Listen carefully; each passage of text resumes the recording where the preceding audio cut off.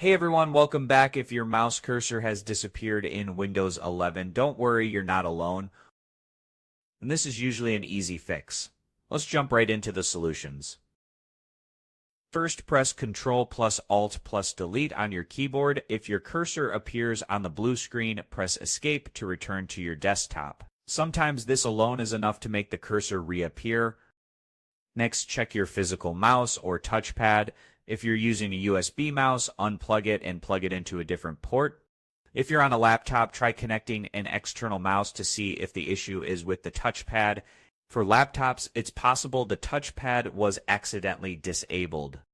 Press the Fen key along with the function key that has a touchpad icon, usually F6, F7, or F9 depending on your device. This toggles the touchpad on or off. If that didn't work, press the Windows key and type Device Manager, then press Enter. Use the tab and arrow keys to find mice and other pointing devices. Expand the list, highlight your mouse, then press Shift plus F10 and choose Update Driver. Select Search automatically for drivers and follow the prompts. Now let's check mouse settings. Press Windows plus R, type main.cpl and press Enter.